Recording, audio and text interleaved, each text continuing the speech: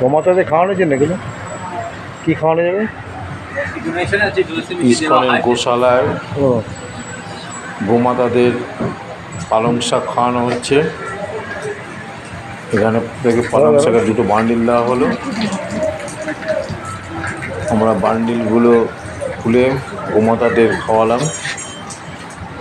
অনেকগুলো গোমাতা আছে এখানে। এবার আমরা পালং শাক খাওয়াবো। ওই যে পালং শাক দেওয়া হচ্ছে, পালং শাক খাচ্ছে ওরা। মোচড় মোচড় করে পালং শাকের আঁটি খাচ্ছে।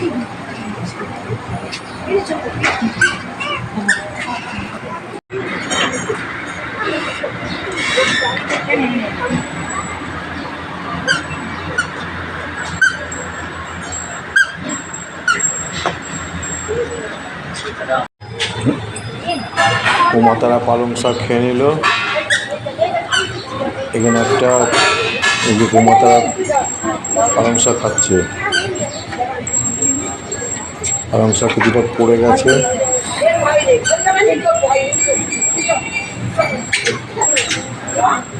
পালং শাক চিবোচ্ছে গোমাতারা।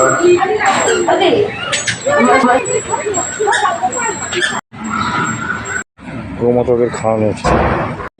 এখানে মহাপ্রসাদ বিক্রি হচ্ছে, লাড্ডু, কটকুটি। দেখতে পাচ্ছেন মহাপ্রসাদ এটা বিক্রি হচ্ছে এখানে। মহাপ্রসাদ এখানে একটা গোশালায় বিশাল একটা ষাঁড় গোমাতাদের দাঁড়িয়ে আছে। সামনে আমরা দাঁড়িয়ে আছি। দেখতে পাচ্ছেন চেহারা শিংগুলো বিশাল বড় বড়। এবার আমরা ফুচকা খাবো। ইস্কনে এখানে ফুচকা বিক্রি হচ্ছে। আগে তো চপ টপ বিক্রি হতো, সেটা বন্ধ আছে। ফুচকা বিক্রি হচ্ছে 5টা 30 টাকা, 6 টাকা করে জল ফুচকা। এখানে 4 কাপ বিক্রি হয়। তা আমরা ফুচকা খেয়েছিলাম। আমার ফুচকা তো বানিয়ে আলু দিয়ে ফুচকা বানাচ্ছে।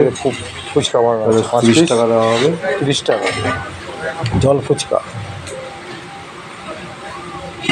এইভাবে নতুন নতুন ভিডিও আপনার সঙ্গে তুলে ধরবো। অবশ্যই সাবস্ক্রাইব করবেন, শেয়ার করবেন, লাইক করবেন।